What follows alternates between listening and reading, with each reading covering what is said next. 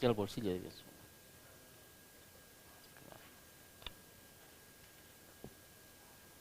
Eso. Amén. Siempre me recuerda ese versículo del Salmo 101. Mis ojos pondré sobre los fieles de esta tierra, dice. Y el que ande en el camino de la perfección, este me servirá, dice el Señor. Eh, Realmente uno tiene que, cuando a veces veo yo de frente acá y siempre veo, a veces veo sillas vacías, estaban habitadas, podríamos decir así, ¿no? O sea, no es que las sillas siempre han estado vacías, estaban ocupadas, podríamos decir así. Pero realmente el servir al Señor, el seguirle al Señor, es hasta el fin. O sea, eh, uno alguna vez se ha preguntado cuál es la razón por la cual uno persevera en Cristo, o sea, cuál sería la razón por la cual uno persevera en Cristo. O sea, un cristiano genuino en realidad estoy hablando, ¿no? ¿Cuáles serían las razones por las cuales el cristiano genuino persevera en Cristo? Una de las razones por las cuales el cristiano genuino persevera en Cristo es porque está la seguridad que tiene en el Espíritu Santo, ¿sí? Es la promesa de Cristo, ¿sí? O sea, hay una promesa a los cristianos genuinos. La buena obra que Él empezó, ¿qué dice?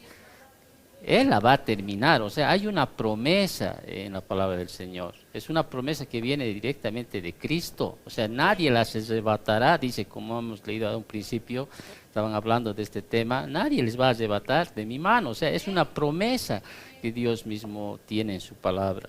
Entonces uno tiene que entender una de las razones por las cuales un cristiano genuino persevera en Cristo es la promesa de Cristo, ¿sí? O sea, la promesa, la seguridad que tiene el creyente genuino, ¿sí? En el Espíritu Santo. Aún más, hay otra razón también, si tú quieres apuntarte, por la cual un cristiano genuino persevera en Cristo, por las peticiones del Espíritu Santo. ¿Sí? Dice que él gime con gemidos indecibles. ¿Qué está pidiendo? No es lo que se habla, ¿no? En los pentecostales, sí, que está hablando en lengua desconocida, está intercediendo, sí, con el Señor, sí, intercede por nosotros, dice.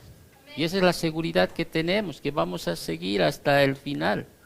Y dígame que las peticiones del Espíritu Santo no van a ser escuchadas o dadas al Señor, van a ser, porque el Espíritu Santo dice, pide, ¿no? Conforme a la voluntad de Dios, no va a pedir conforme a lo que no es la voluntad de Dios. O sea, porque Él está pidiendo a petición, todo esto está en Romanos capítulo 8, si uno lo desglosa, todo aquello. Cuando ya hemos hablado, creo, de este tema también alguna vez. Entonces, ¿por qué persevera un cristiano genuino hasta el final? Porque es la promesa también del Padre. A los que llamó, dice, hay una promesa, ¿no ve? A estos los justificó, dice, y a los que se justificó, a estos los santificó, o sea, y a los que santificó, a estos los glorificó. Esa es una promesa ¿de quién? Del Padre, del Padre. O sea, nada nos puede separar del amor de Cristo, dice, ¿no es cierto? Esa es la promesa de Cristo, nada. Ni principados, ni lo porvenir, ni lo venir, o sea, nada, ninguna cosa creada, ¿qué dice? Podrá separarnos del amor de Dios. Por eso es que el cristiano siempre tiende a perseverar en el Señor. ¿Sí? Nunca se olvide de Romanos capítulo 8. Ninguna condenación hay, empieza con esto, ¿no? Para los que están en ¿quién? En Cristo Jesús. Ninguna condenación hay. O sea, nada, termina Romanos 8. ¿Qué me podrá separar del amor de Dios? Nada, o sea, absolutamente nada. Como decía Danielita al principio, estaban con nosotros, pero no eran de nosotros. O sea, es así, y más claro en la palabra del Señor no nos podría mostrar aquello. Amén, es un día muy especial para mí, Danielita, mi hija, hoy cumple 31 años. Me acuerdo ese día, justo esta mañana mi esposa me decía, me he soñado con el gato, me dice. Y el gato, bueno, nosotros lo conocemos a un amigo, sí, y casualmente, no casualmente, no sé, tal vez su inconsciente ha empezado a recordar tal vez este día, el que Gato era un amigo que tenía su auto. En esos tiempos tener un auto era gran cosa, ¿no? Yo tenía un amigo que tenía su auto y él era el que me ayudó a moverme en ese día que Daniela nació, ¿sí? O sea, él me llevó al hospital. Me acuerdo que en la tarde llovió, como un día como hoy, hace 31 años. Sí, yo me acuerdo este amigo, sí, no sé, justo yo le decía, ¿qué será, no? Ya debe estar más viejito. Mira, yo también estoy con barbas ya blancas. Él era mucho mayor que yo, bastante intrépido, o sea, era un hombre, si es que no ha muerto, porque era bien intrépido, era bien iracundo, sagaz, o sea, era un hombre bastante bien ameno también el hombre. Nunca lo he visto triste, creo, a este señor, o sea, es mayorcito que yo era. Y me acuerdo de él en este día, porque él era el que me llevó al hospital, sí, él era el que estaba pendiente del auto. En esos tiempos no había, pues, como ahora hay un taxi o había muchas cosas. Y más me acuerdo es que cuando mi suegra me dijo, andate nomás vos, así como queriéndome botar. Entonces yo salí y estaba ya, es que yo me vaya nomás, y ahí el gato, ¿qué se llama el gato, hija? Jorge, ¿no? Jorge, ahí él me dice, ¿cómo que te vas a ir? Tienes que quedarte, tú eres el papá, anda arriba, y me botó prácticamente, ¿no? Él era más mayor que yo, entonces yo dije, si me valentonó, en otras palabras, ¿no? Sí, ¿qué se cree aquí? Me subí y me quedé ahí hasta que naciera la Daniela, ¿no? O sea, como hoy día. Entonces, Dios nos pone así en la vida amigos que siempre te van a ayudar en situaciones. Entonces yo estoy agradecido a Dios por mi hija, o sea, hace 31 años atrás, realmente para mí es especial, ¿sí? Es un regalo de Dios para mí, o sea, más allá de que aquello que ella pueda cumplir.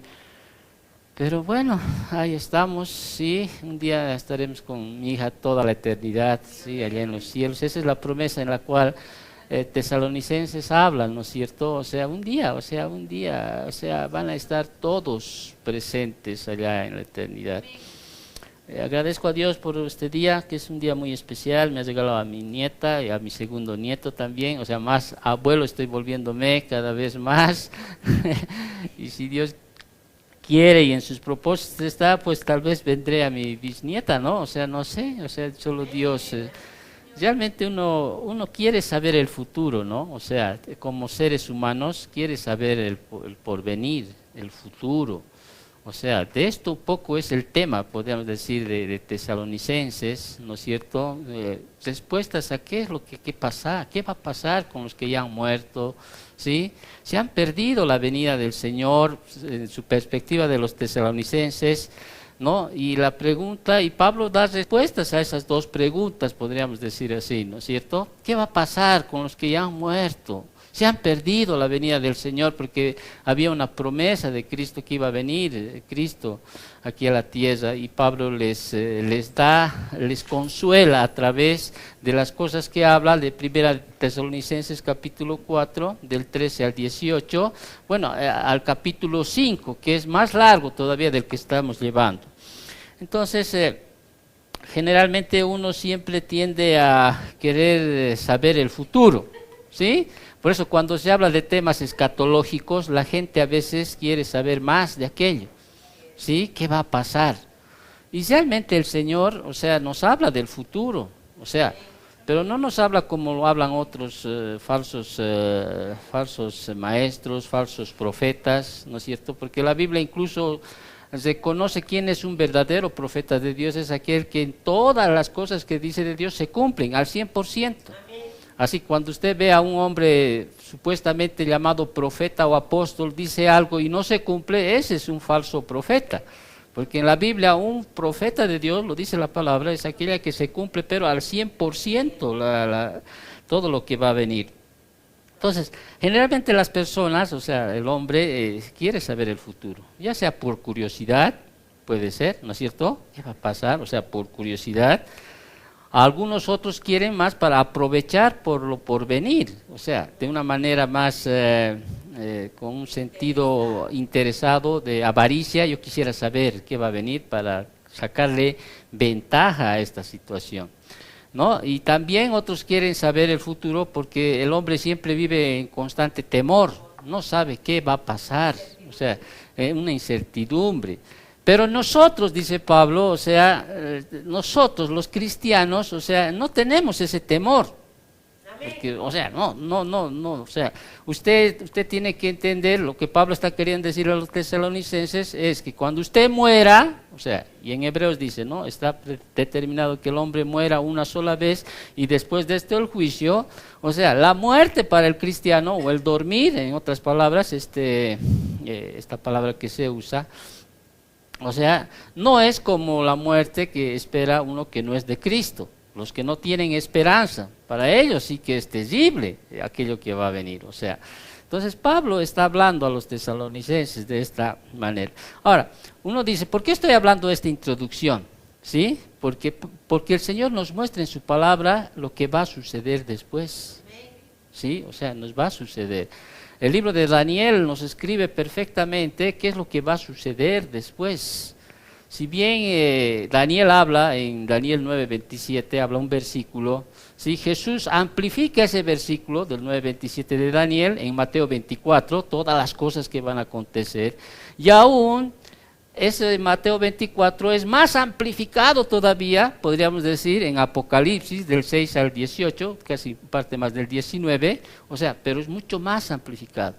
Jesús amplifica de Daniel 9:27 a los discípulos cuando le preguntaron cuándo sucederán estas cosas, qué señales veremos, ¿no? En tu venida. Entonces Jesús les habla en capítulo 24-25, ¿no es cierto?, de Mateo, pero también es mucho más amplificado en Apocalipsis 6 al 18, todas las cosas que van a suceder, el día del Señor, como dicen, ¿no? En el Nuevo Testamento se le dice el día del Señor. Primera de Tesalonicenses 5, 1 y 2 habla de este tema. Vámonos a Tesalonicenses. Estamos en Tesalonicenses. ¿Se dan cuenta cuánto termina realmente estudiar todos los libros de la Biblia? ¿Cuánto podríamos tomarnos si realmente estudiáramos así como estamos estudiando cada libro? Realmente no nos alcanzaría, creo, nuestra vida, ¿no? Así sacar aquello. Pero acerca de los tiempos y de las ocasiones, no tenéis necesidad, hermanos, de que yo os escriba, porque vosotros sabéis perfectamente que el día del Señor vendrá así como ladrón en la noche. Del día del Señor nos va a llevar mucho más tiempo del que estamos hablando de un aspecto más de la segunda venida, que es el rapto. El rapto viene a ser un aspecto más de la venida de Cristo, ¿sí? El día del Señor abarca muchas cosas, antes que Cristo venga, cuando Cristo esté y después que Cristo esté. O sea, estamos hablando hasta los cielos nuevos y tierras nuevas, el día del Señor. En el Antiguo Testamento generalmente uno se encuentra como el día de Jehová. En el Nuevo Testamento 4 veces el día del Señor. Ese día, pero que el día realmente que el cristiano no debería anhelar estar, en ese día de una de las partes del día del Señor es la gran tribulación. 3 años y medio de tribulación, 3 años y medio de gran tribulación. ¿Sí? ¿Cuándo empieza aquello? Después del rapto, ¿sí? Obviamente no es al día siguiente, ¿no? O sea, no es tampoco así, ¿no? Al día siguiente, ¿no? Usted sabe, imagínese que desaparezcan miles y millones de personas, ¿no es cierto? Van a estar choqueados, como quien dice, ¿qué ha pasado aquí? O sea, han desaparecido la humanidad, muchos de aquellos han desaparecido, ¿sí? Se reestructurarán las naciones, ¿no?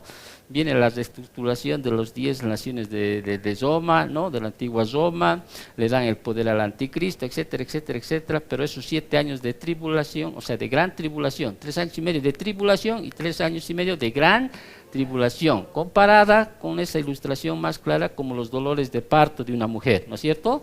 Las mujeres que han tenido parto entienden aquello.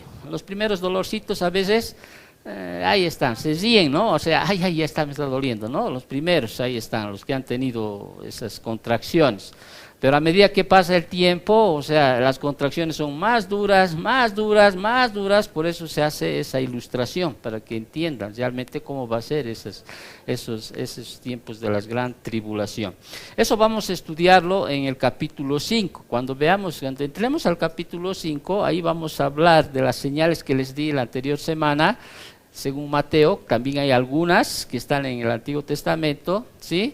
De eso vamos a hablar después. Pero estamos en el tema del rapto. Pero antes de aquello, quiero mencionarte algo. ¿Por qué Dios nos habla del futuro? ¿Sí? O sea, hay que entender también por qué Dios te habla del futuro. O sea, ¿qué razones tiene Dios para hablarte del futuro? Es más, desafía en el libro de Daniel, ¿no?, a las naciones a que digan lo que va a suceder. Y Dios dice, estas cosas van a suceder, y las dice claramente en su palabra, pero hay razones por las cuales Dios también habla del futuro, de lo porvenir. Una de las razones, la primera razón por las cuales Dios habla del futuro, es que Dios habla del futuro para validar su palabra. Para decir, esto es palabra de Dios. ¿Te acuerdas de Mateo? Ni una jota, ni una tilde, dice. ¿No es cierto? Todo se va a cumplir, pero en exactitud, en plenitud. Todo lo que la palabra está escrita, se va a cumplir. Entonces, y no solo esto, mira, este es un punto que usted tiene que considerar. Los días jueves estoy dando una charla a una pareja de matrimonios que se va a casar, ¿ya? Y uno tiene que entender, y les hablo de lo que yo les hablo a ustedes, ¿no? Están en un tiempo de noviazgo, podríamos decir así, aunque ellos ya han determinado una fecha, ya hay ese lugar. Sin embargo, yo he sido bien claro, yo les voy a decir lo que es realmente, ¿sí? Y al final, pero una de las cosas que cuando uno escucha en su palabra, ¿sí?, Dios te habla del futuro, ¿para qué hemos dicho el primer punto? Para respaldar, para validar su palabra, ¿no? Es como hace rato decía, nueva creación es, las cosas viejas pasaron, ¿no es cierto? ¿Usted cree en eso? Entonces, ¿qué usted cree? Dios va a validar esa palabra que usted ha escuchado. Y si usted no entiende esa palabra, está diciendo Dios, usted es un mentiroso. O sea, usted está diciendo, Dios, usted no ha bastado la muerte, no ha bastado enviar a tu hijo, no ha bastado su crucifixión, no ha bastado su resurrección, yo sigo siendo el mismo. O sea, y eso hablaba con la pareja de matrimonio, como les decía a ustedes, tiene que haber una libertad en Cristo, les dije, ¿no? Es lo primero que he establecido en esa pareja, y le he dicho, hay una libertad en Cristo Jesús. ¿Qué cosa? Que las cosas viejas han pasado y aquí todas son hechas nuevas. No importa qué cosas viejas han pasado, no sé la vida de cada uno, ¿sí? No sé las situaciones de cada uno. Lo cierto que sé es que ahora soy nueva criatura en Cristo Jesús. ¿No entiendes? ¿No ves? Como María Magdalena, vete hija, no peques más. Y ahora tienes una nueva en Cristo Jesús. Si usted no cree eso, o sea, le está diciendo que no es válido la palabra del Señor. Te estoy dando un ejemplo que me sale en estas circunstancias. Entonces, Dios habla del futuro, ¿para qué? Para validar su palabra. Todo lo que se ha escrito, las casi 360 o más profecías de la primera venida de Cristo, que está en la palabra, dígame que no se ha cumplido alguna de ellas. No, todas se han cumplido. ¿Me entiendes? Asimismo, el Señor está hablando de eventos futuros que van a suceder, ¿no es cierto?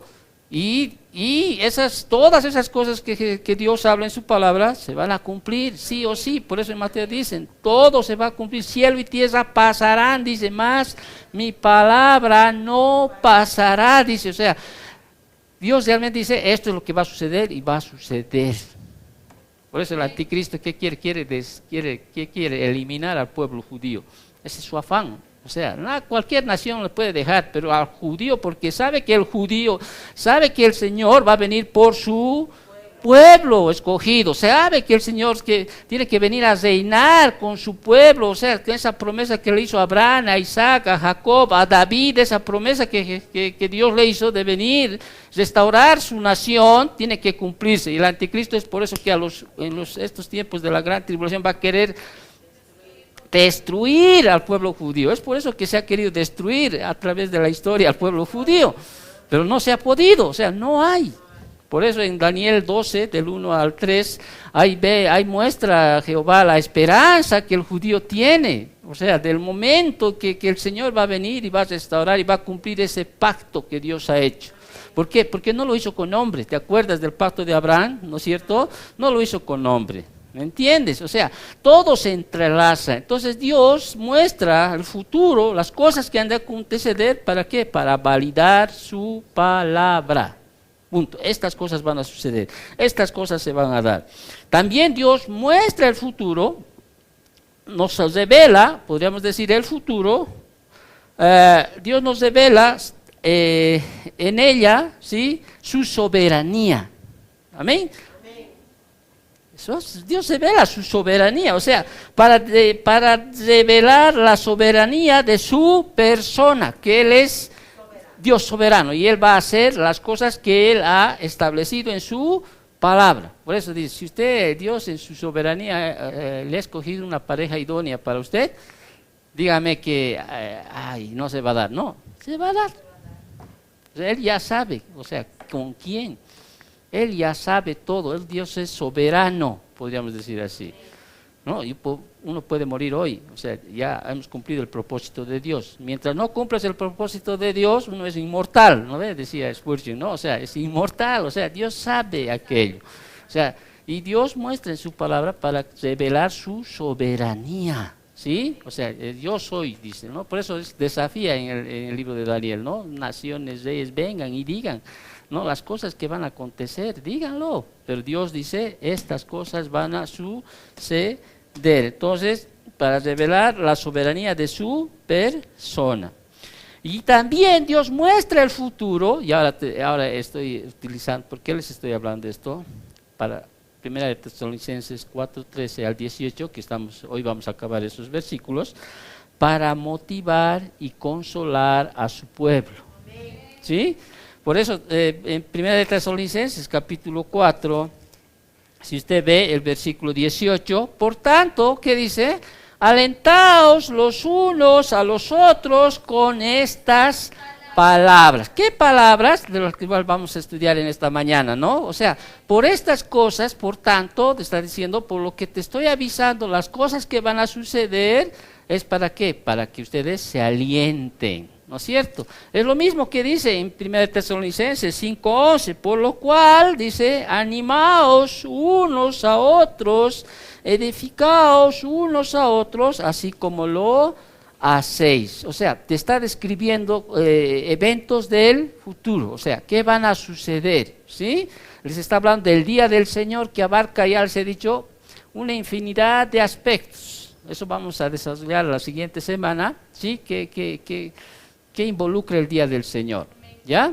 Eventos antes, sí, la venida, la gran tribulación, podríamos hablar así, el milenio, sí, cielos nuevos, tierras nuevas, todo eso abarca el día del Señor, ¿ya? Ahí vemos, todo eso es lo más largo que se puede escuchar. Entonces Dios revela, nos habla del futuro para validar su palabra, amén, para revelar la soberanía de su persona, para motivar y consolar a su pueblo, ¿sí? Y también estamos viendo en 1 Tesalonicenses para amonestar y advertir a los impíos y pecaminosos. Por eso también habla de aquello. Porque el rapto, más adelante vamos a ver en las características que estamos llevando, es selectivo.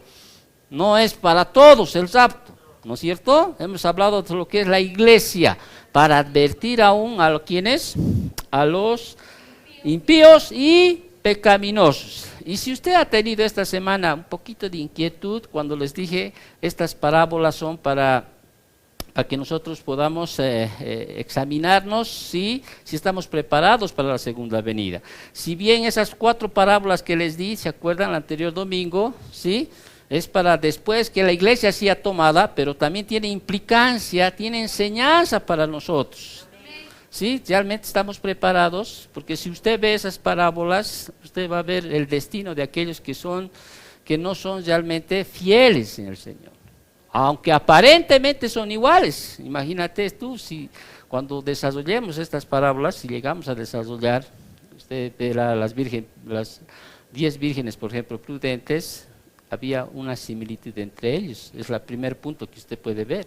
Había una semejanza entre ellos, o sea, nadie podía decir estas son prudentes, estas son insensatas, hasta que después la parábola nos muestra quiénes son insensatas y quiénes son prudentes. Hay una enseñanza, son semejantes, son como las ovejas y los cabritos, están ahí juntos.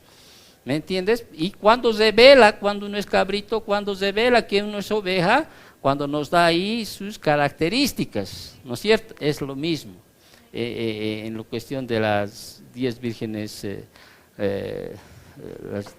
¿no? Que están esperando al Señor. Entonces uno realmente tiene que estudiar esas cuatro parábolas, ¿sí? Para realmente, porque su fin cuando dice, ¿no? Su fin para unos crujir de dientes, para el otro el lloro el lloro del infierno, para otros ven, entren en el gozo de tu Señor, pero para los otros, el Señor les dice, ¿qué les dice a las 5 vírgenes imprudentes, por ejemplo, a las insensatas? Yo no te conozco. Cuando tú leas, Él les dice, yo no los conozco. Aunque estaban vestidos bien, como para la boda, queriendo entrar, ¿no? Estaban no, yo no les conozco, les dice. Cierra la puerta y no abre más la puerta. Bueno, entonces Dios sí te va a hablar del futuro, ¿sí? Para validar su palabra, ¿sí?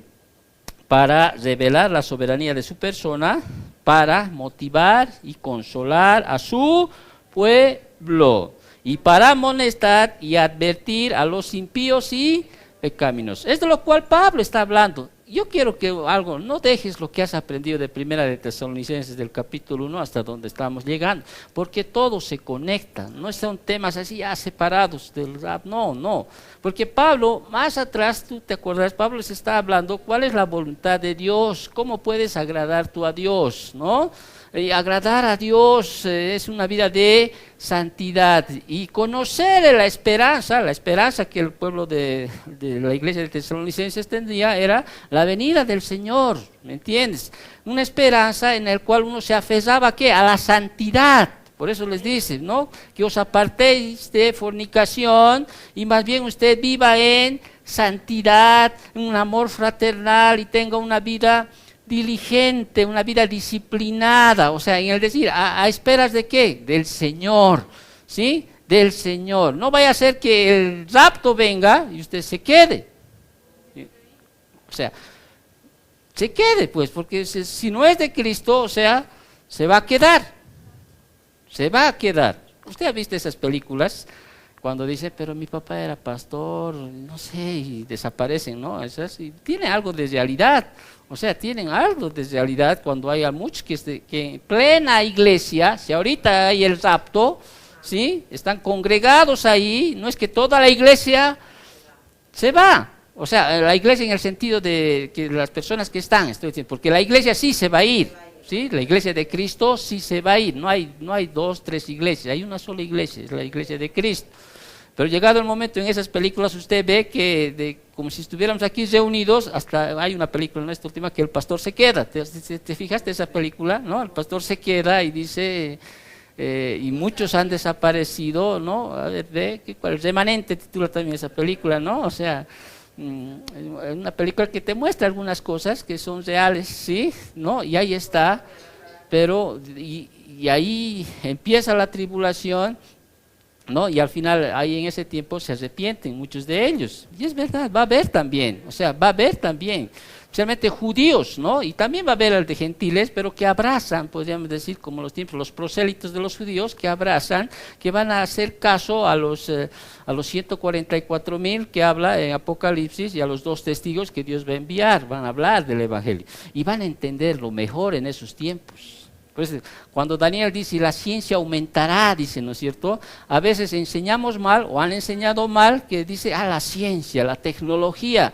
No está hablando de eso. ¿Ya? Cuando dice y la ciencia aumentará, está hablando que el conocimiento de su palabra, o sea, realmente los que hayan quedado en ese tiempo, los judíos van a entender perfectamente el libro de Daniel, los libros que tienen los judíos van a decir, pero sí, al punto que van a llorar y van a decir, hemos crucificado al Mesías, o sea, ese es el conocimiento en el cual van a entrar todo, o sea, van a entender, ¿no? Aunque muchos también no van a seguir siendo rebeldes, y aunque vean esas cosas, van a seguir rebeldes. Y peor, porque va a haber falsos profetas, falsos cristos, donde dirán paz, paz, y no hay paz, como una sombra de lo como hemos visto en Jeremías, ¿no es cierto? Va a haber esos que van a decir hay paz, hay paz. Obviamente el anticristo cuando venga va a poner una paz ahí, sí, pero después viene la gran persecución, ¿no? Termina en Armagedón, etcétera, etcétera. Bueno, eso vamos a hablar más después.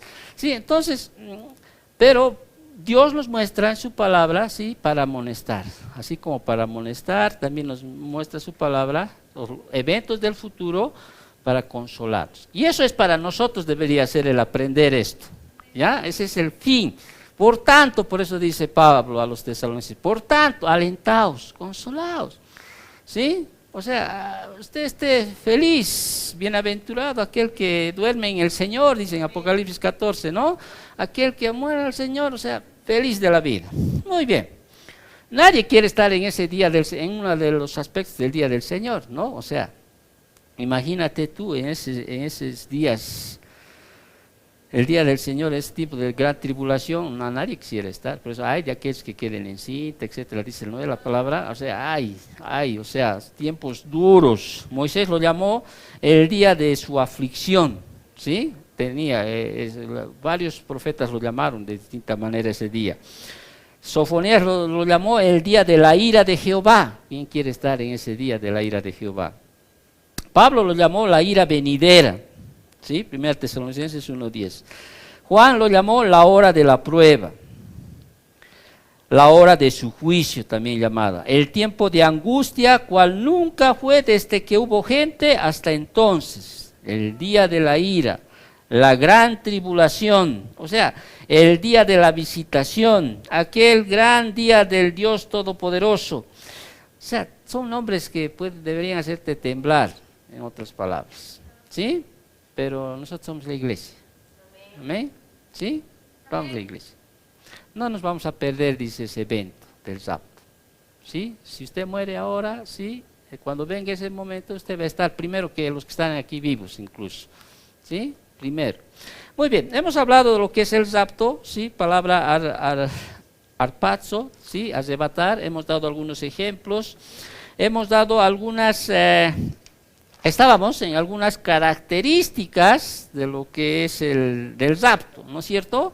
¿Cuándo ocurrirá el rapto? Hemos dicho, o sea, ¿cuándo ocurrirá? Bueno, cuando los gentiles todos entren a formar parte del cuerpo de Cristo, ¿sí? Cuando se complete la iglesia, podríamos decir así, entonces el Señor arrebatará la iglesia, ¿sí? A la casa del Padre y lo llenará de su presencia. Hemos dado las tres primeras características, ¿sí? ¿No ve? Tres, las troncales podríamos decir así, de las características de lo que es el rapto.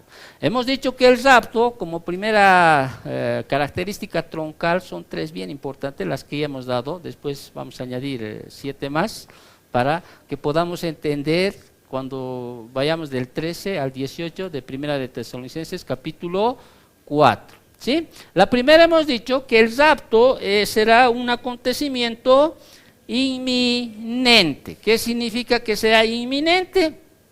Significa que puede ocurrir en cualquier momento. Pudo haber sido hace 10, 20, 30, 50, puede ser hoy, puede ser mañana, a 10, a 15. No tiene que cumplirse, no hay en la palabra ninguna profecía que tenga que cumplirse para que suceda el rapto. Ahora, no confundamos con la segunda venida del Señor, ¿sí? Que va a venir aquí a la tierra a reinar, ¿sí? Ahí sí va a haber señales. Cuando el Señor venga, ¿sí? A sentarse allá en Jerusalén, tome el trono, ¿sí? Reine por 1000 años, porque no son iguales. El rapto entonces es un aspecto más, podríamos decir así, de la segunda venida. No tenemos que hacer. Entonces, inminente quiere decir que cualquier rato puede suceder. Ahora, o sea, significa que no hay nada, absolutamente nada que tenga que ocurrir, que suceder para que este acontecimiento tenga lugar. Obviamente no sería inminente si dijéramos esto tiene que ocurrir y después viene el rapto, ya no sería inminente, ¿no? Inminente es así. Esa palabra inminente es palabra latín, significa estar colgado sobre la cabeza, es como que algo está colgado ahí, cualquier rato se puede romper, ¿sí? Y te cae. O sea, no está, ahí está. Cualquier momento puede suceder aquello. ¿Sí? Entonces es inminente. ¿Ya? Cuando usted entienda estas características, rapidito vamos a entender del versículo 13 al 18, que vamos a ir versículo por versículo. Habíamos dado una segunda característica. ¿Sí? El rapto, hemos dicho, va a incluir a toda la iglesia de Cristo. ¿Sí? O sea, todo aquel que ha nacido de nuevo, ha sido colocado en el cuerpo de Cristo, sí, por el Espíritu Santo, va a estar en el rapto. Aquí no hay, como antes habíamos dicho, ¿no? La otra tendencia, ¿no? Los bien santos van a estar, los otros van a ser protegidos, los otros van a ser perseguidos. No, todo aquel que ha nacido de nuevo, ¿sí? Que ha sido colocado por el bautismo del Espíritu Santo, ¿sí? En el cuerpo de Cristo, serán tomados. Inmediatamente subimos al gran tribunal de Cristo, ¿sí? Allá arriba. ¿Cuándo serán las bodas del Cordero? Después vamos a ver, ¿no? O sea, hay preguntas, ¿no? Y las bodas del Cordero, y la cena del Señor, o sea, son cosas que no nos muestran tampoco en su palabra, es así, pero según el contexto podemos definir, ¿no? Vamos a hablar también de aquello, si Dios quiere, más adelante, ¿sí? Entonces el rapto va a incluir a toda la iglesia de Cristo, ¿sí? Toda la iglesia de Cristo. Amén. Ahora hay preguntas que después yo quisiera que tú me las hagas, porque tampoco me puedo acordar aquí muchas cosas, ¿no? Bueno, si es toda la iglesia, y ahí en la gran tribulación va a haber también, el evangelio va a ser expuesto, va a haber también ahí, entonces usted tiene que preguntarme eso al final, si no lo entiende aquí, ¿sí? Aquello, ¿ya? Pero aquí estamos hablando de la iglesia. ¿Sí? De la iglesia. El anterior domingo hemos dicho que es la iglesia, ¿no es cierto? ¿Sí? ¿Cuándo empezó la iglesia? ¿Cuándo termina la iglesia? ¿Sí? ¿Cuándo termina la iglesia? En el rapto. ¿Sí? Amén. Entonces, tercer aspecto, que es bien importante, ¿sí? Que el rapto es pretribulacional. O sea, antes de que tenga lugar la tribulación y después la gran tribulación, cortados 3 años y medio de tribulación, 3 años y medio de gran tribulación, en conjunto la gran tribulación, ¿sí?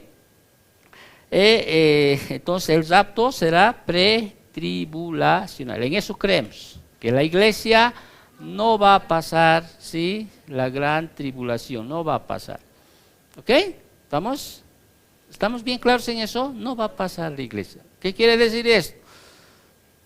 Que la iglesia va a ser llevada, ¿sí? Y empieza usted a leer Apocalipsis capítulo 6, de los jinetes que empiezan a aparecer,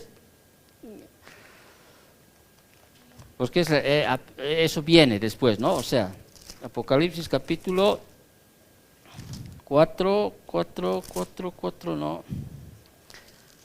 6, ¿sí? Del 6 adelante, ¿ya? Ahí viene, y vi el cordero que había uno de los sellos, y oí de los 4 seres vivientes, etcétera, ¿no? Y ahí usted ve los 4 caballos, ¿no? El caballo blanco, ¿sí? Muchos han enseñado que este era Cristo, ¿sí? Que es Jesús, no, es el anticristo, bien parecido a Jesús, o sea, ¿sí? Con las características de Jesús. Muchos enseñan eso. Ya he tenido seminarios yo en seminario, tremendamente erróneos, podría decir así, que realmente han enseñado tremendamente mal, podríamos decir así. ¿Ya? Entonces, el rapto será pretribulacional. ¿Sí? Daniel 9:27 es amplificado con Jesús, Mateo 24:25, ¿sí? Quiere ser más amplificado eso, o sea, quieres ver muchas más cosas, Daniel 6 al 18, ¿sí? Parte del 19. Muy bien. Cuarta, ¿sí? Cuarta característica. Hasta ahí llevamos el domingo, ¿te acuerdas? ¿Sí?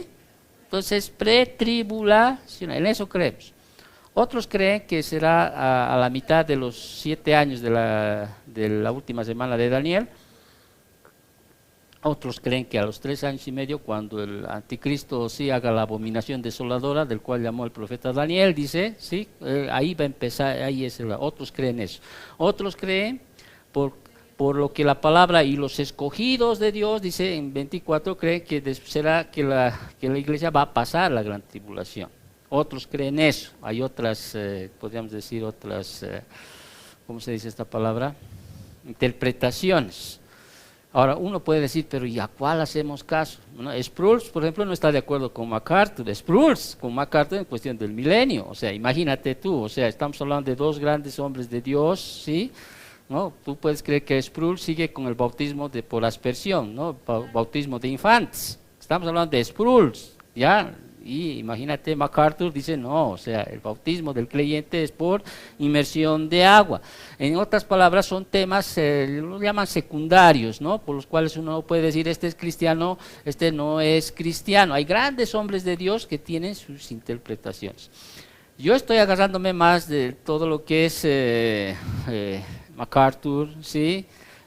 Carballosa, que vienen a ser Pentecost, que es el libro más hermoso que me ha regalado, que ha venido José, sí, que Pentecost fue el maestro en realidad de Carballosa, sí, fue su maestro, o sea, ya tiene más de 90 años, es un hombre tremendamente, aunque tienen algunas cositas, podríamos decir así, o sea, es bien difícil para mí también, pero estoy tratando de enmarcarme con más seguridad en las cosas más certeras conforme a lo que la palabra del Señor dice, ¿ya? Y nosotros creemos que el rapto va a ser pretribulacional, porque no se menciona la palabra iglesia desde el capítulo 4, o sea, 5 Apocalipsis hasta el 19, no hay la palabra iglesia.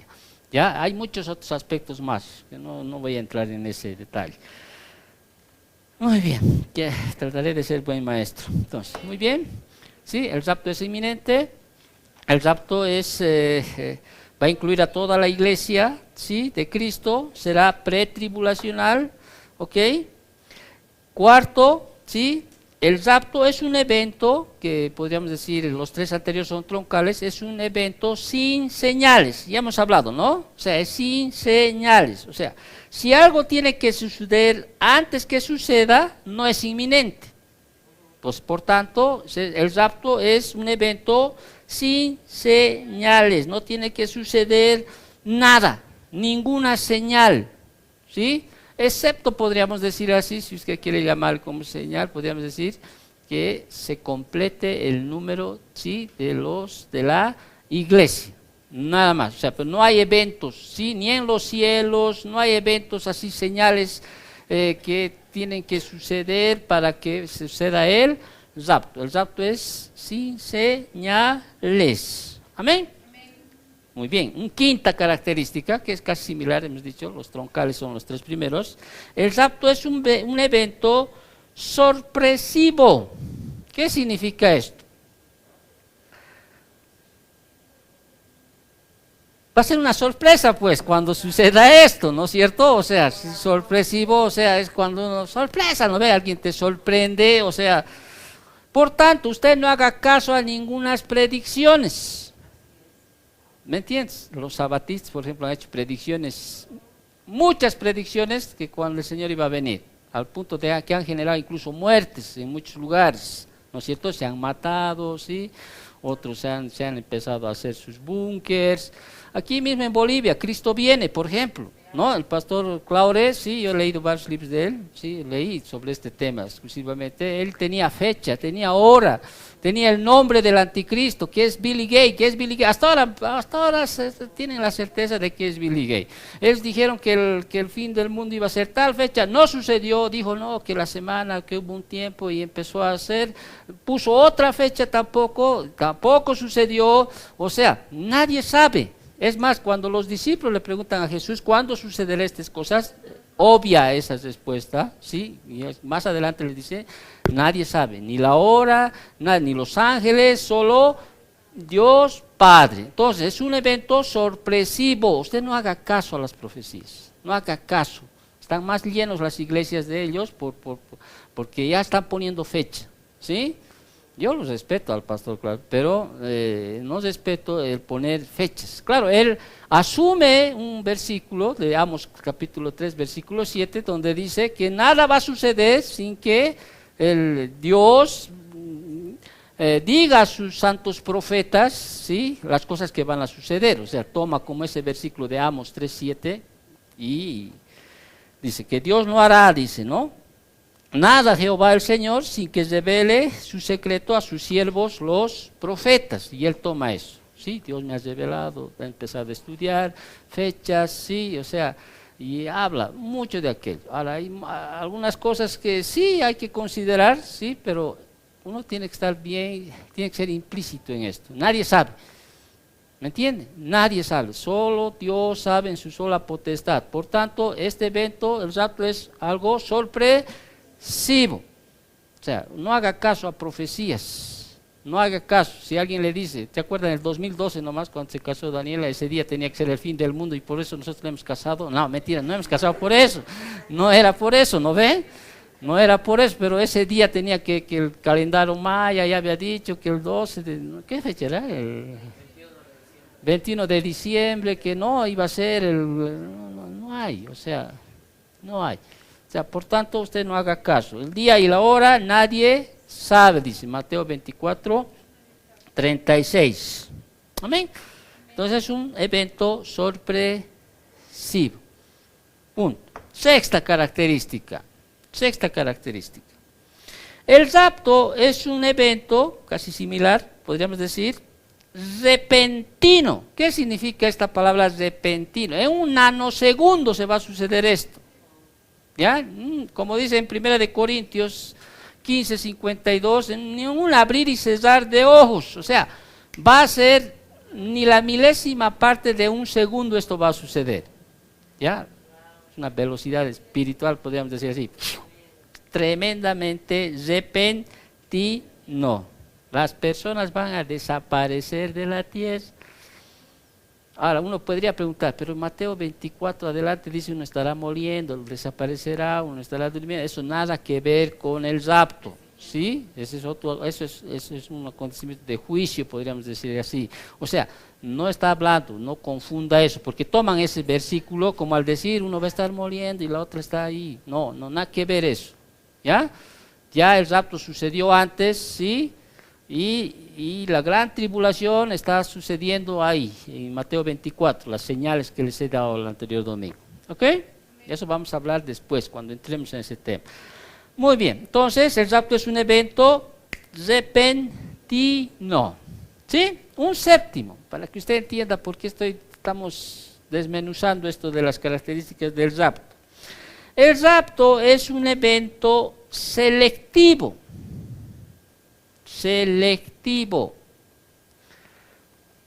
O sea, ¿qué quiere decir esto? Que el rapto no es para toda persona, ¿ya?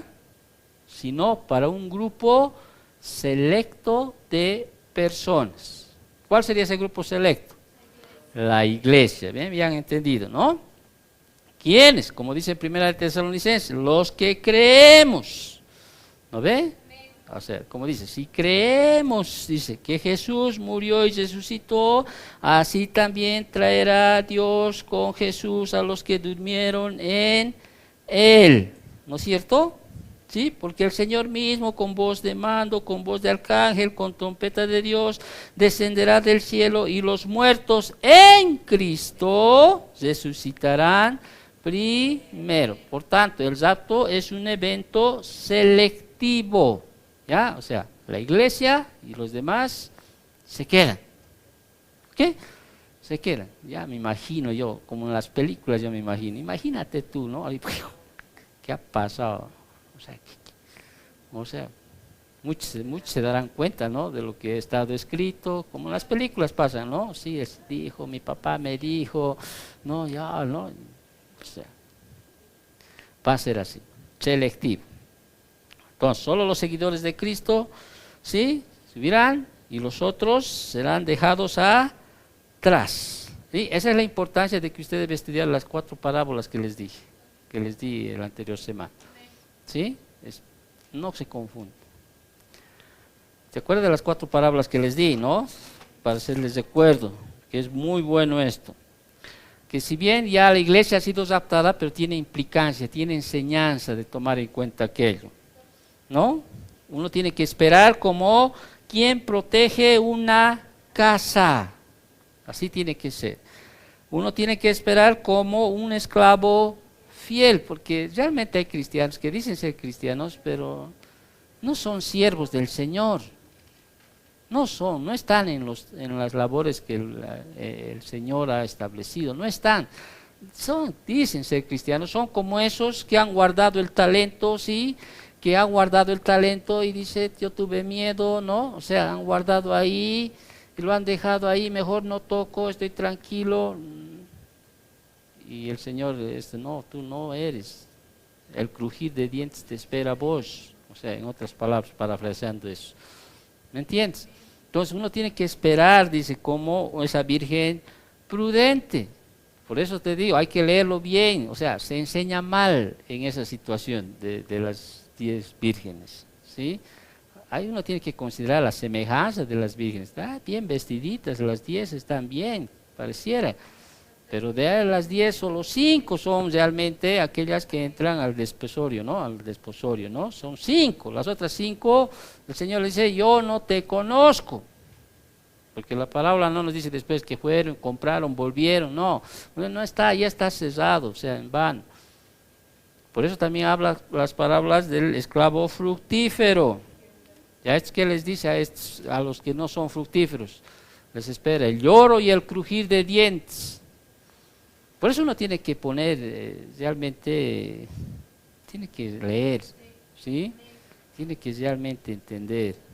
No es decir, yo soy cristiano, ya está bien, voy a domingos, pero realmente estás sirviéndole al Señor, ¿sí? Estás en los propósitos del Dios, estás desarrollando los talentos que Dios te ha dado, ¿sí? Para su reino, estás haciendo donde Dios te ha puesto en el cuerpo de Cristo, o sea,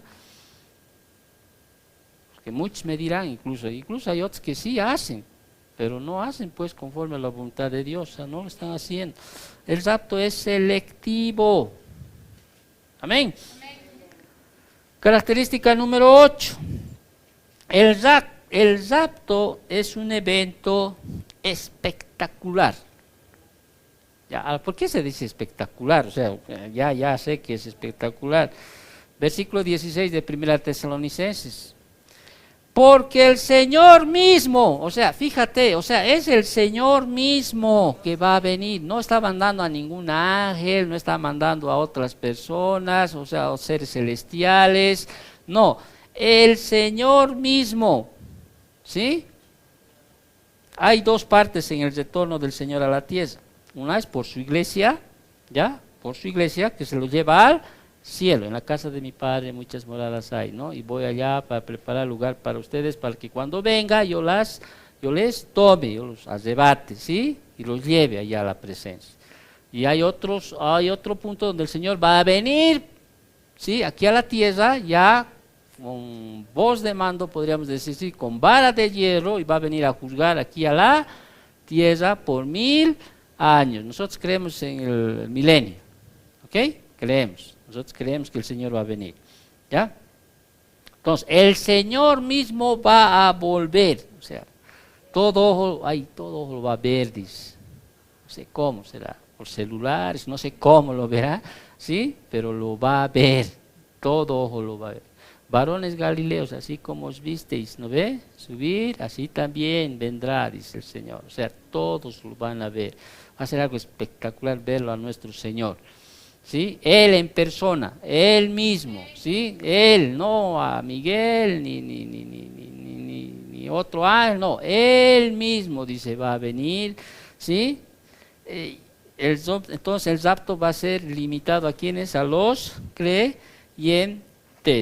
Cosas que acompañarán en el rapto. Si uno lee el versículo 16, más adelante vamos a desarrollarlo, ¿ya? Pero es bueno hablar de esto. Es un evento tremendamente espectacular. A ver, leemos el versículo 16 de 1 Tesalonicenses, porque el Señor mismo dice, ¿ya? ¿qué cosas van a suceder? ¿Qué acompañarán al rapto, por ejemplo? Ahí, ¿qué acompañarán? Porque el Señor mismo dice, con voz de mando. O sea, el sonido del mandato del Señor, ¿sí? Es como ese general que sale de su tienda ahí, de su tienda celestial, ¿no? Un general, el general de generales sale y con voz de mando está gritando una orden, ¿me entiendes? Una orden y le sigue otra voz, podríamos decir, como repitiendo la orden del general. Fíjate el versículo 16, ¿quién repite la voz? Con voz de mando, con voz de arcángel, dice, ¿no es cierto? Es la voz de Miguel, que es ¿no? Con voz de arcángel, dice, y con trompeta de Dios, otra cosa que acompaña al rapto, ¿no? Con trompeta de Dios, versículo 16, descenderá del cielo y los muertos en Cristo resucitarán primero. Usted ve, ¿no? El gran general sale, da un mandato, el arcángel Miguel, como si estaría repitiendo ese mandato, y suenan las trompetas, y las trompetas dan la señal de que se muevan todos. En el ejército romano sucedía, dice eso, no sé, creo que aquí también en el ejército, ¿no? La primera trompeta es para generalmente para hacer despertar, ¿no veo o no? No sé cómo tocarán, no sé, yo no estaba en el cuartel, ¿no es cierto? La segunda trompeta en el ejército romano era para recibir las instrucciones, ¿no ve? Se levantan, ¿no? Se levantan ahí, me imagino a Cantinflas, ¿no? Levantándose, ¿no? Se va una segunda trompeta ahí para, en el ejército romano hay para recibir las instrucciones, ¿sí? Y una tercera trompeta para que todos, ¿cómo se dice? Acaten la orden, o sea, se muevan, ¿no? O sea, ya muevan todos a obedecer a qué. Entonces, más o menos, esas palabras que aquí se establece, ya los tesalonicenses ya conocían esas cosas, ¿ya? Es como decir, ya se movía en esa situación. Nosotros, por ejemplo, recibimos la voz de mando, o sea, la primera trompeta cuando recibimos la salvación, ¿ya? La segunda trompeta para recibir las instrucciones, ya somos salvos, pero ahora tenemos instrucciones para servirle aquí en la tierra al Señor, damos instrucción. Y va a haber una tercera trompeta para, podríamos decir, para subir a la presencia del Señor, ¿sí? Los que hayan muerto, o sea, escuchan como si fuera la tercera trompeta, ¿no? Y suben. ¿Me entendí esa ilustración o no? O vuelvo a repetir, ¿sí? Entonces es así, ¿ok? Entonces, recibir la salvación es como oír la primera trompeta, podríamos decir así, ¿ya? Responder al llamado de Dios para servirle es la segunda trompeta, ¿no? Dios te da instrucciones. Y la tercera trompeta es para marchar a nuestro hogar celestial con el Señor. Esa es una ilustración de los romanos, por ejemplo, es decir, a lo que ahora nosotros vivimos. Entonces, así va a ser entonces, va a ser un evento espectacular. Tremendo, ¿no? Del rapto. Característica número 9 del rapto. Así va a ser del Señor, ¿no? El llamado. Cristo va a llamar para que los creyentes salgan de la tumba, ¿sabes? Como Lázaro, ¿no? Lázaro, ¿no? Van a salir los que han muerto ya antes. Eso le está diciendo a los tesalonicenses. Ya. El número 9. El rapto es un evento en secuencia. A ver, si uno lee, vamos a leer, después vamos a desarrollar esto, solo estoy dando algunas Lo primero que va a suceder es el retorno que Jesús, ¿no es cierto?, vuelve del cielo, ¿no es cierto? Jesús viene del cielo, desciende a la atmósfera por encima de la tierra y Jesús traerá consigo a los que duermen, a los que han dormido en Cristo. Los que estemos vivos, dice, ¿no es cierto?, sí, después subiremos a recibirle al Señor en los cielos y de ahí nos vamos, podemos decir, al gran tribunal de Cristo, para que me entienda usted. Entonces, el rapto es un evento en secuencia, ¿no? Los que han quedado tienen ahí su redención, van a recibir, dice, cuerpos glorificados en un abrir y en un cerrar de ojos. Primera de Corintios 15, 50 adelante, o 35 hasta el 50. Los que hayamos quedado. Entonces, hay una última característica del rapto, la 10ª, que el rapto va a ser habrá una reunión. ¿Ve? Todos nos reunimos. ¿Sí o no? Los que han muerto en Cristo, ¿sí? Los que durmieron, los que hayan quedado, ¿sí?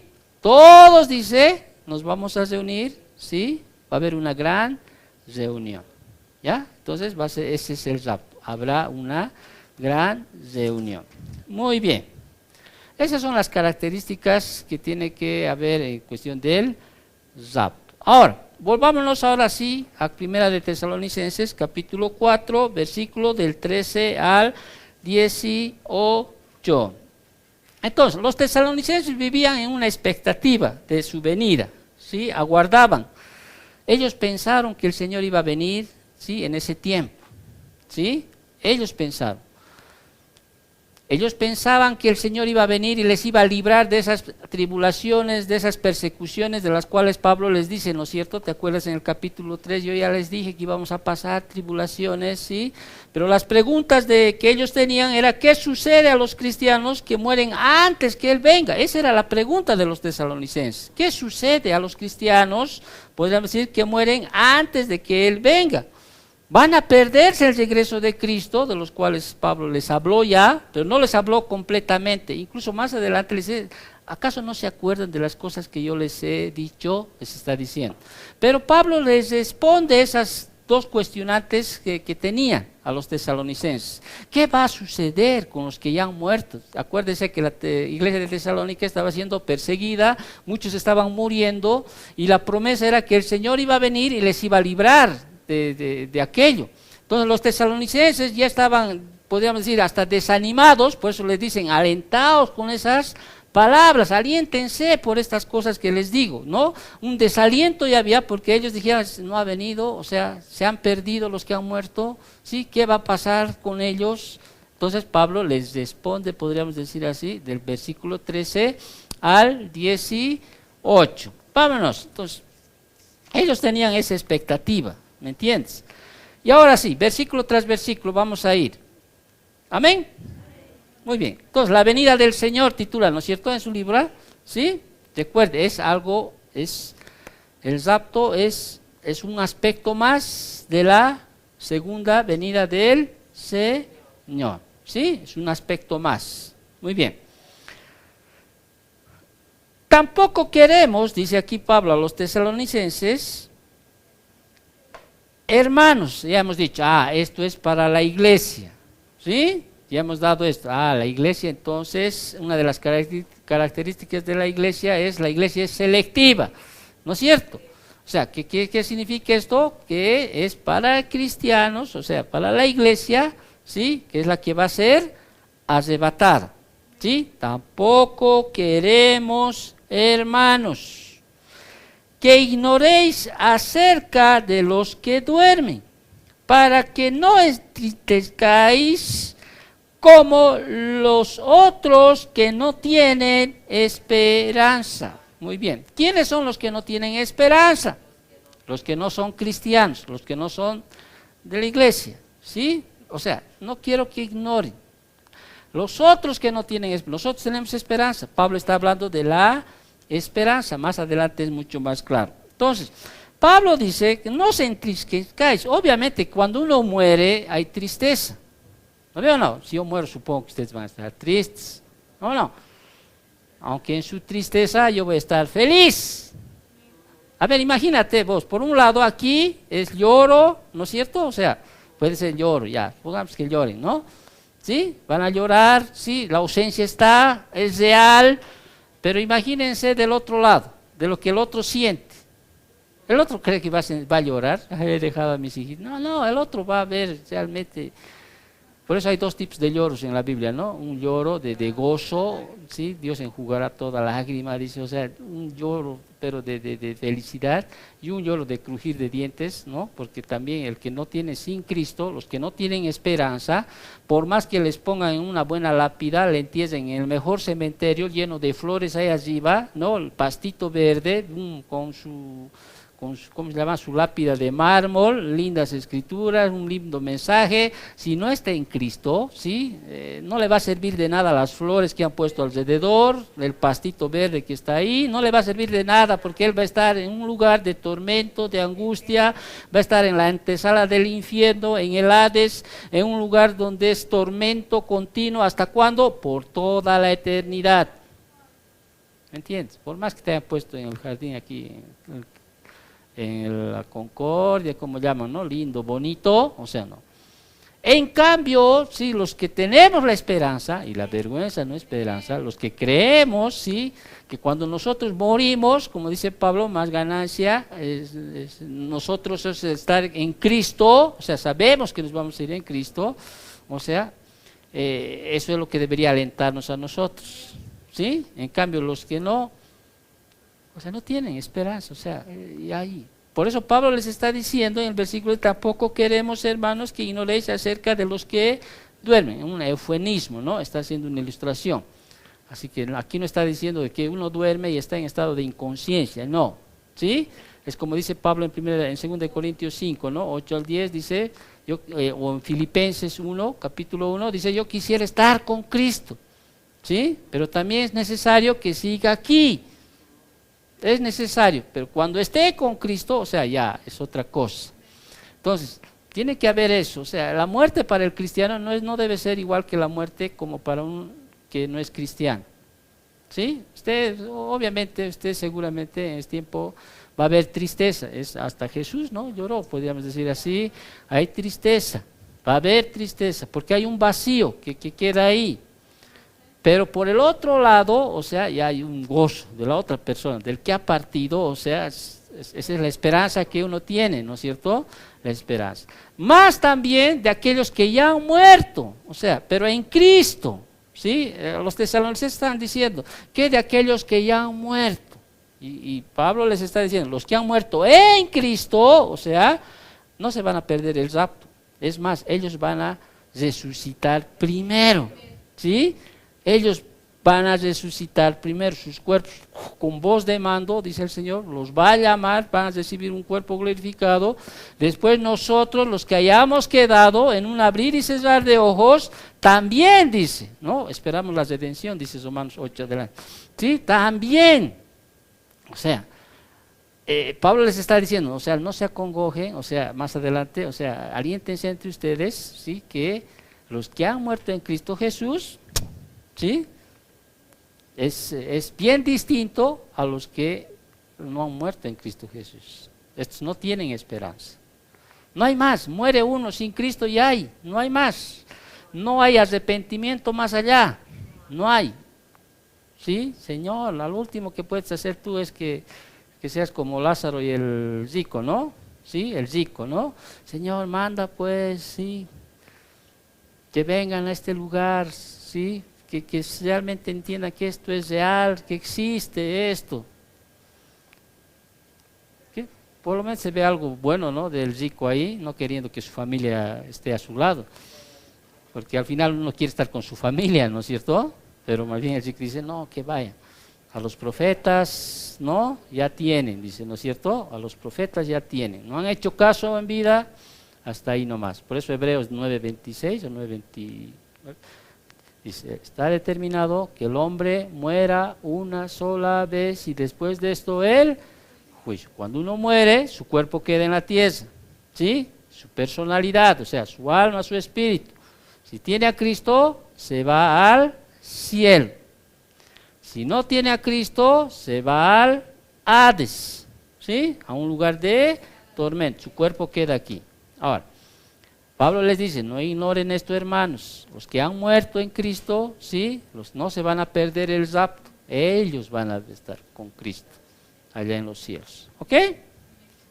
Porque, versículo dice, ahí está la razón por la cual uno tiene que tener la esperanza, ¿sí?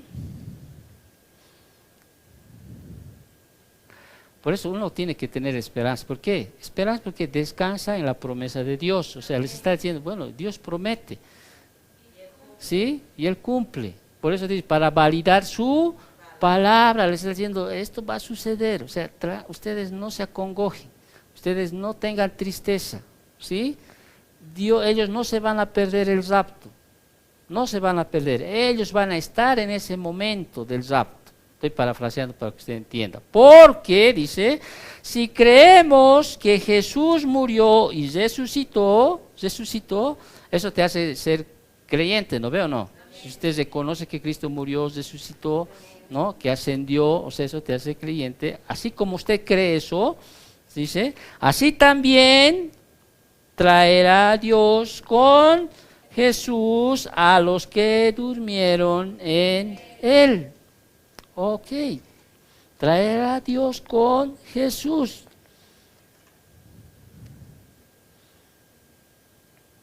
Amén. Vamos, se entiende, ¿no? Fácil, ¿no? Ya con todas las explicaciones ya estamos bien, ¿sí? Tranquilos, los que han muerto. Por lo cual, versículo 15, y aquí hay un énfasis en este pasaje. Por lo cual os decimos esto, dice Pablo. ¿En quién? En palabra del Señor, ¿sí? Un apunte ahí. Pablo está diciendo que el mismo Señor Jesús, ¿sí? Le ha dicho esto, que es palabra de Jesús mismo. No sabemos dónde, cuándo. Muchos dicen que cuando fue arrebatado al tercer cielo, muchas enseñanzas Jesús le dio directamente a Pablo, ¿sí? Entonces Pablo no puede mentir. Entonces dice, esto yo les digo en palabra del Señor. O sea, es el Señor mismo quien está diciendo esto. No está diciendo mi parecer, ¿no? Así, creo que es así dicen los profetas antes. No, está diciendo el Señor mismo, ¿sí? Es el Señor mismo quien dice esto, ¿sí? Es en palabra del Señor. Que nosotros, ahí está, que vivimos, o sea, los que no están durmiendo, ¿no es cierto? Nosotros que vivimos, que habremos quedado hasta la venida del Señor, no precederemos a los que durmieron. O sea, ¿qué significa no precederemos? No nos adelantaremos, ¿sí? A ellos, ¿sí? No nos vamos a adelantar a aquellos que se han ido ya a la eternidad. Amén. Más claro que esto no puede ser, ¿sí? Los que han muerto en Cristo estarán primero, ¿sí? A la gran reunión allá. Ellos, en un abrir y cerrar de ojos, nosotros recibiremos la redención, o sea, recibiremos el cuerpo glorificado y ascenderemos, ¿sí? Allá en el cielo, una reunión, y nos lleva ahí a las habitaciones que Dios ha preparado, ¿sí? Allá en la eternidad. ¿Entendible? Muy bien, o sea, algo espectacular, ¿no? O sea, algo así de, como quien dice, ni en las mejores películas puedes ver esto, ¿no? O sea, así, ¿no? Cuerpo glorificado, de donde sea, si el tiburón se lo ha comido igual, su cuerpo, en un nanosegundo van a recibirnos allá, o sea, va a haber una resurrección. Ahorita solo Cristo tiene su cuerpo glorificado, ¿sí? Son las primicias de los muertos, ¿sí? Cuerpo. Pero después, los que hayan muerto antes, ¿sí? Están ahí. Los que hayamos quedado, si ahorita fuera, o sea, el rapto inmediatamente, no nos quedamos, ¿no es cierto? Inmediatamente recibimos arriba, ahí está la gran reunión, ¿ok? Eso está diciéndoles Pablo. Porque el Señor mismo, ahí está, ¿sí? Primero es el Señor el que da la orden, ¿sí? Con voz de mando, como vuelvo a repetir, es como si ese general, el presidente, el más alto está saliendo de su carpa y celestial y está dando una voz, ¿sí? Con voz de mando, ¿sí? Está dando esta orden para este evento, ¿ok? Salgan, podríamos decir, no sé, cualquier palabra, ¿no? Con voz de mando, ¿sí? Con voz de arcángel, ¿ya? Está repitiendo alguien la misma orden, ¿sí? Con trompeta de no, imagínense, deben ser esas trompetas que seguramente se va a escuchar, no sé, ¿ya?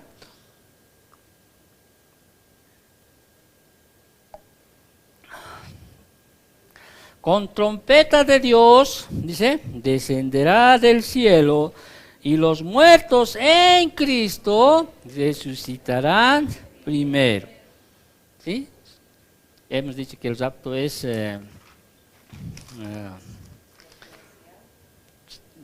una palabra que usé, en secuencia, ¿no es cierto? Versículo 17, luego nosotros los que vivimos, aquí entiende Pablo, quizá tal como Pablo sabía que el rapto inminente podría suceder, o sea, él estaba esperando, nosotros los que vivimos, ¿sí? Los que hayamos quedado, o sea, está hablando a la iglesia, ¿no es cierto? Seremos arrebatados juntamente con ellos en las nubes para recibir al Señor en el aire. Y así estaremos, ¿cuánto? Siempre, ¿sí? Con el Señor. Siempre estaremos con el Señor. Wow, o sea, eso, miren, es aliento, ¿no? Por tanto, esta palabra está resumiendo todo lo que está diciendo. Por tanto, alentaos los unos a los otros con estas palabras. Habíamos dicho el anterior domingo que el rapto es consolador, ¿te acuerdas? ¿Sí? El rapto es consolador. Realmente trae consuelo el rapto, porque nos da consuelo, nos da un sentido de expectativa, dijimos, ¿sí? De esperar, nos da una tendencia a la consagración como cristiano, es lo que Pablo está buscando, ¿sí? Por eso les habla de la santidad, ¿sí? Nos hace dar un examen a sí mismo, ¿no? Examinaos, o sea, nos da un examen, o sea, estamos listos, si estamos sometidos a Él, estamos en su servicio, o sea, nos hace dar aquello. ¿Cómo deberíamos estar si el Señor viene en ese momento, ¿no? Y por último nos da la seriedad de prepararnos, porque hay que prepararse para este evento. Entonces, esta consolación se basa, cuando Pablo dice, por tanto, se basa en que primero, los muertos serán resucitados y participarán en la venida del Señor, ¿sí?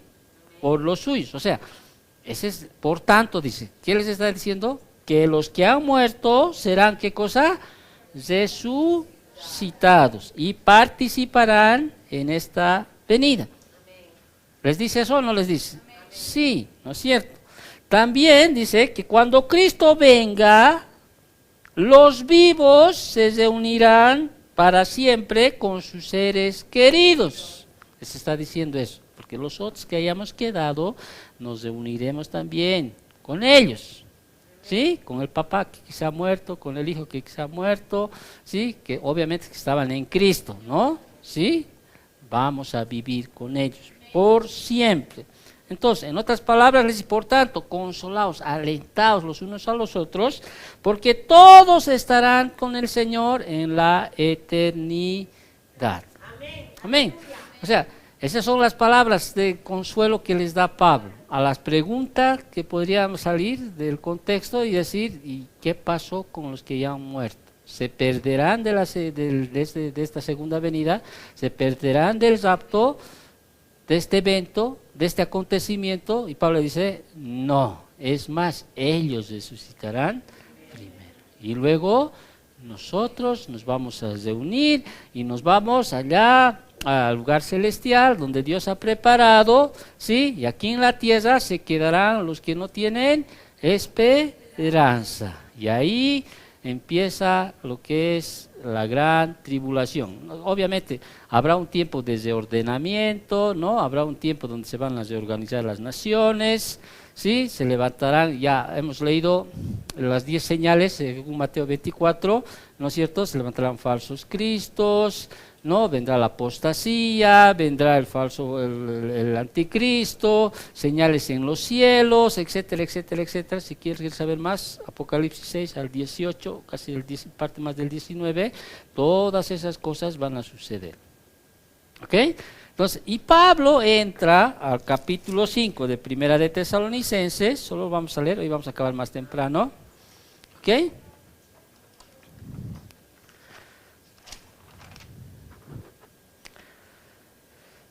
Muy bien, versículo 1.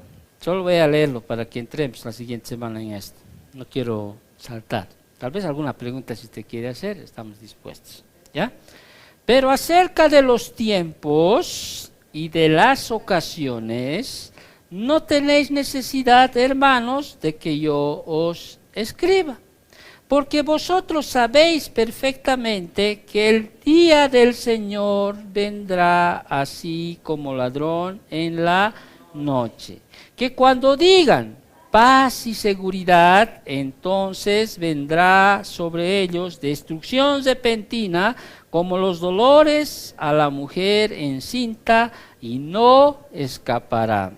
Mas vosotros, hermanos, no estáis en tinieblas para que aquel día os sorprenda como ladrón, porque todos vosotros sois hijos de luz e hijos del día. No somos de la noche ni de las tinieblas. Por tanto, no durmamos como los demás, sino velemos y seamos sobrios, pues los que duermen de noche duermen, y los que se embriagan de noche se embriagan. Pero nosotros que somos del día, ¿sí?, seamos sobrios, habiéndonos vestidos con la coraza de la fe y de amor, y con la esperanza de salvación como yelmo. Porque no nos ha puesto Dios para ira, sino para alcanzar salvación por medio de nuestro Señor Jesucristo, quien murió por nosotros para que ya que sea que velemos o que durmamos, vivamos juntamente con Él. Por lo cual, animaos unos a otros y edificaos unos a otros, así como lo hacéis. Entonces, el capítulo 5 empieza a hablarles, ¿sí?, empieza a ser otro aspecto más, podríamos decir así, de la segunda venida del Señor. O sea, está hablando de ese día del Señor. Ahora, cuando uno dice del día del Señor, no estamos hablando de un día así, un día de 24 horas. Estamos hablando de un tiempo, ¿sí?, en el cual se involucra varios sucesos, ¿ya? Varios sucesos que tienen que pasar. O sea, está hablando, por ejemplo, de los días de la gran tribulación, de los 7 años. Está hablando, el día del Señor involucra ese aspecto, o sea, incluye, podríamos decir, ese aspecto, la gran tribulación. Obviamente la gran tribulación implica la tribulación y la gran tribulación. 3 años y medio de tribulación, 3 años y medio de la gran tribulación. O sea, cuando habla del día del Señor o el día de Jehová en el Antiguo Testamento, el día del Señor en el Nuevo Testamento, ¿ya? Entienden solamente la referencia de verbal, podríamos decir. Abarca, podríamos decir, también la destrucción final de Babilonia, total de Babilonia. Eso se habla en Apocalipsis, capítulo, me acuerdo el capítulo, ¿no es cierto? Abarca el día del Señor, eso también, o incluye. También incluye la revelación visible de Cristo en su venida, incluye el día del Señor. También incluye el milenio, el día del Señor. ¿Me están entendiendo? Sí, el día del Señor entonces involucra muchos aspectos, ¿ya? Muchos aspectos. Incluye la gran tribulación, las copas de ira, podríamos decir así, incluye la destrucción de Babilonia, la ramera de la cual habla Apocalipsis, ¿no? Incluye el reinado milenial de Cristo, incluye también, incluso después del reinado milenial, todo lo que es el gran juicio del trono blanco, ¿se acuerdan? Apocalipsis 20, donde todos, pequeños, grandes, todos van a compadecer a este gran tribunal del trono blanco, ¿sí? También incluye la creación de los nuevos cielos y tierra nueva. De eso habla todo el día del Señor, ¿ya? Entonces, pero para entrar a este tema, o sea, yo lo voy a dejar ahí, porque si voy a empezar a entrar a este tema, ¿sí?, nos vamos a quedar a medias. ¿Ok? Entonces, a ver, en secuencia, si me han entendido, ¿ya? ¿Sí? Ahorita puede ver el rapto, puede haber, es inminente. Podría haber ahora, mañana, después, no sabemos cuándo. Nos compete a nosotros, ¿qué cosa? Velar, ¿sí? Estar preparados, ¿sí? Realmente estar consagrados al Señor, ¿sí? Realmente estar sirviéndole al Señor, ¿sí? Estar ahí expectante, tenemos esa esperanza. Al final, si morimos, morimos. Si viene ahorita, sé que no voy a pasar todas esas cosas de las que se habla en Mateo 24, ¿sí? Entonces, ¿qué de los que han muerto ya? Los que han muerto en Cristo Jesús, ellos resucitarán primero y luego nosotros, los que hayamos quedado, ¿sí? Estaremos, nos reuniremos allá en los cielos, ¿sí? Nos vamos allá, ¿sí? Al cielo, ¿sí? Para que usted me entienda. Hay el gran juicio del tribunal de Cristo, ¿sí? Y el tribunal de Cristo es solo para recompensas, no es para condenación, ¿sí? Solo para recompensas. Una es la gloria de las estrellas, otra es la gloria de la luna, otra es la gloria del sol. Así será en el día de la resurrección. En esto está de acuerdo, por ejemplo, lo que hemos llevado en Sion, ¿sí? Todos van a irradiar de diferente manera, ¿sí? Todos, ¿conforme a qué? A lo que usted haya puesto su fundamento, ¿sí? Ya sea en plata, oro o piedras preciosas, no en heno, ni madera, ni hojarasca, o sea, por eso dice, bienaventurado el varón, dice en Apocalipsis 14, 13, si no me equivoco, ¿no? Bienaventurado, sus obras le seguirán, dice, ¿sí? Le seguirán. Nos vamos al gran tribunal de Cristo, ¿sí? Allá recibimos, ¿qué cosa? Recompensas, ¿no? Vienen las bodas, ¿sí? Ahora esto de las bodas también es muy bueno hablarlas, ¿ya? O sea, uno dice, y la cena del Cordero, las bodas del Cordero, dónde está aquí, ¿no es cierto? Porque entendemos que hay una gran boda. En realidad nosotros, la iglesia, más o menos se asemeja a lo que era un matrimonio judío, ¿ya? 3 etapas principales, por ejemplo, tenían una boda judía. Una boda judía, ¿usted se acuerda? A veces duraba de acuerdo a lo económico también, ¿no? No todos los judíos eran próximos. En las bodas de Canaán, de la cual Jesús duró 7 días, por ejemplo. Pero ¿cómo era una boda judía? O sea, el énfasis de un matrimonio judío no era la novia, como ahora. ¿No ve? Ahora todos ven a la novia, ¿no? Su vestido, no. El énfasis en un matrimonio judío era el novio. O sea, era el centro de la novia. ¿Ya? Es lo mismo que nosotros, ¿no? El centro de las bodas del Cordero es ¿quién?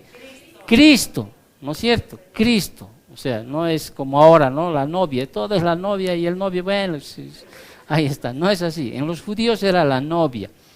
Entonces, cuando la novia, o sea, tenía que contraerse matrimonios, era el papá, ¿sí? Era el que recibía el dote, ¿te acuerdas? La dote, ¿no es cierto? Desde el momento en que el papá recibía el dote, o sea, ¿no? Acá ya podía ser de acuerdo también a lo que se establecía ahí, ya la mujer ya era como si fuera la esposa, ya era considerada su esposa, pero no vivía, no se lo llevaba ese rato, ¿no? Porque una segunda cosa que se hacía era que el novio, conjuntamente con sus amigotes, sus amigos, dice, ¿no es cierto? Una vez que ya el papá ya le ha dado por esposa a la hija. Es como si nosotros ya somos la esposa, ¿ya?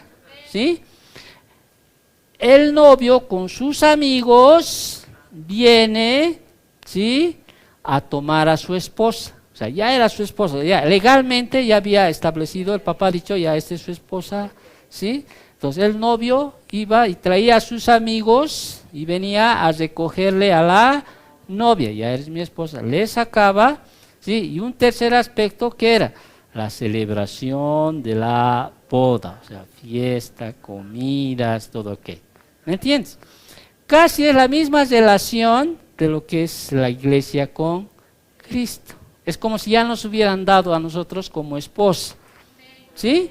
Ahora, Jesús va a venir, ¿no es cierto? Va a venir con sus amigos, podríamos decir, ¿no? O sea, va a venir a tomarnos al esposo, ¿sí? Una vez que nos tome, ¿qué va a pasar? Las fiestas del Cordero, ¿sí? Muchos dicen que va a durar 1000 años, 1000 años, ¿ya? Entonces, hay que ver esas ilustraciones de ese tiempo con este tiempo. Es como si ya nos hubiera nosotros dado al novio. Ya somos la esposa que estamos ahí. Y estamos esperando al novio que venga y nos tome. ¿Sí? Y allí se haga la gran celebración. Y nosotros somos, a veces uno dice, yo debía haber nacido antes. No. Tenemos una peculiaridad. La iglesia es la novia del Cordero. Del Cordero. ¿Sí? Los amigos del pueblo judío llega a ser.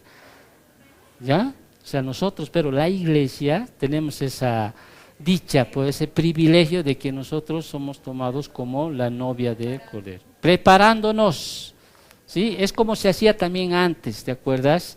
Primero la novia tenía que mandarles y tenía que prepararse las novias. Prepararse. ¿Por qué? Y generalmente la novia que era tomada de algún pueblo así que no era de la misma rango, podríamos decir, del estatus, se le llevaba a la novia a prepararse, ¿sí? Y es lo mismo que estamos aquí, preparándonos. Por eso dice, ¿no? Una iglesia gloriosa, sin mancha ni arruga, dice. Y el Señor va a venir por esa novia, sin mancha y arruga, ¿sí? Nos va a tomar, ¿sí? Y después viene la gran boda del Cordero. Más o menos así, para que usted me entienda aquello. ¿Sí? Entonces el Señor va a venir con sus amigos, ¿sí? Va a venir y nos va a tomar a la iglesia. Amén. Entonces el día de Jehová es el tema que más largo va a ser, ¿ya? Porque ahí ya entran la gran tribulación, entra lo que es el reino milenial, entra de lo que es después del reino milenial el gran juicio del trono blanco, y después del gran juicio del trono blanco viene ¿qué cosa? Cielos nuevas y tierras nuevas. O sea, bien, eso se involucra el día del Señor. Tiempos de bendición como tiempos de maldición, podríamos decir, ¿ok? Pero saben que Dios realmente es un Dios de amor. Cuando uno ve la palabra del Señor y ve las Escrituras, o sea, Dios siempre da esperanza a su pueblo. Dios siempre da esperanza a su pueblo. Ya que tengo 5 minutos, ¿sí? Vámonos a Daniel capítulo 12, un poquito. Daniel capítulo 12.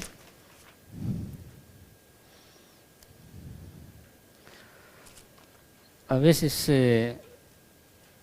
uno dice, ¿por qué estoy pasando situaciones tan duras, tan difíciles en mi vida? ¿No? Dios, en medio de la aflicción, hay una aflicción especial también. ¿Sí o no? Es la verdad, la mayor parte. ¿Por qué estoy pasando situaciones duras, difíciles? Por ejemplo, en Daniel capítulo 12, ahí está el pueblo de Israel, ¿no? ¿Sí? El pueblo que había escogido el Señor. En aquel tiempo, dice, fíjate, se levantará ¿quién? Miguel, dice, el gran príncipe que está de parte de los hijos de tu pueblo. Y será tiempo de angustia, cual nunca fue desde que hubo gente hasta entonces, pero en aquel tiempo será libertado tu pueblo, todos los que se hallen escritos en el libro. En la gran tribulación, hijitos, el pueblo de Israel realmente, la tribulación viene ¿para qué? Para despertar al pueblo de Israel, especialmente. Obviamente va a haber otros también, tipo prosélitos, que se van a acoger, ¿sí? Los 144,000 más los 2 testigos que Dios va a mandar en esos tiempos de la gran tribulación, van a predicar el evangelio, van a predicar todo lo que está escrito en la palabra del Señor. En esta aflicción, es una aflicción especial para el pueblo, porque va a despertar la esperanza, ¿sí? Es como a veces nos sucede a nosotros. En tiempos de aflicción es cuando Dios realmente es una aflicción especial, ¿sí? Dios les está diciendo, habrá un tiempo de aflicción, pero ¿saben qué? Voy a mandar al arcángel Miguel, ¿sí? El gran príncipe va a venir, dice. Cuando el gran príncipe que está de parte de ¿quién? De los hijos de tu pueblo. ¿Y será tiempo de qué? De angustia. Imagínate los tiempos que van a vivir esos tiempos, ¿sí? De angustia, pues van a querer desaparecer al pueblo de Israel. tiempos de angustia, cual nunca fue desde que hubo gente hasta entonces. Peor que el holocausto de Hitler, peor. El Hitler no es nada a lo que va a padecer el pueblo de Israel. ¿Sí? Peor, o sea, peor. Cual fue dado desde que hubo gente hasta entonces. Pero en aquel tiempo será libertado tu pueblo. Fíjate, cómo Dios le da la esperanza al pueblo de Israel. Hay una aflicción especial, ¿sí? Pero en esa aflicción especial hay un defensor especial. Dios no lo deja solo al pueblo, manda, dice podríamos decir alguien que pelee por ellos, ¿no es cierto? Dios siempre manda un libertador, en otras palabras, Dios manda a alguien que te ayuda, Dios va a mandar siempre a alguien que te va a apoyar en el tiempo de la aflicción, ¿sí? Y va a haber, dice, una liberación especial, y será libertado, ¿qué dice? Tu pueblo. Todos los que se hallen escritos en el libro. ¿Y qué más hay? En el versículo 2. Para que les dé esperanza, hay un destino especial. Fíjate el versículo. Y muchos de los que duermen en el polvo de la tierra serán despertados. Unos, ¿para qué? Para vida eterna. Y otros para vergüenza y confusión perpetua. Amén. Los que conocemos al Señor, aunque hayamos entrado en la aflicción, ¿no? Sí, Dios ha mandado un libertador. ¿Ya? Dios, porque estaba establecido antes de la fundación del mundo, Dios ya nos escogió. ¿Sí? Dios ya nos ha libertado, podríamos decir así. ¿Sí? Y tenemos un destino especial. Tenemos vida eterna. Y esa es la esperanza que Daniel les está dando al pueblo de Israel, porque después, el capítulo 9, Daniel habla del anticristo, habla de todas las cosas que van a sufrir este pueblo, pero Daniel, o sea, el libro de Daniel les está dando esperanza al pueblo de Israel. ¿Sí? Va a haber esta aflicción tal cual no ha habido, pero sepa que Dios te va a dar también un defensor especial, ¿sí? Te va a dar una liberación especial, y aquellos que han recibido esa liberación especial van a tener un destino especial, dice, ¿no es cierto? ¿Sí? Y no solo van a tener un destino especial, sino van a tener un dividendo especial. Fíjate el versículo 3, ¿qué les dice? Los entendidos resplandecerán como el resplandor del firmamento, y los que enseñan la justicia a la multitud como las estrellas a perpetua eternidad. ¿Te han dado cuenta de ese versículo? Los que enseñan, los que ya me están enseñando, no solo van a ir al vida eterno, sino van a tener también un dividendo especial. O sea, es algo más que el Señor les va a dar, siervo fiel, ¿no? O sea, mira, has trabajado en la obra, sí, has llevado muchos de estos que estaban en la aflicción, o sea, Dios trae consigo, ¿qué cosas? Recompensa. O sea, Dios trae consigo recompensa, ¿sí? Entonces, esa es la promesa que les da el Daniel, después de hablar de todas las cosas que van a suceder. Daniel les dice al pueblo de Israel, o sea, esta es la esperanza.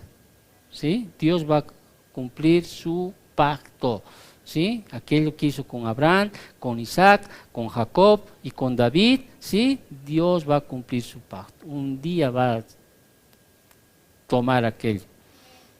Ahora, la tribulación va a venir, ¿sí? Va a venir para purificar a Israel, ¿sí? Y para castigar a los pecadores. Ese es el día en el cual ya Dios ya no va a estar, no va a venir como vino antes, ¿no es cierto? Como un manso cordero, sino va a intervenir judicialmente en los asuntos de este mundo, el Señor. ¿Amén?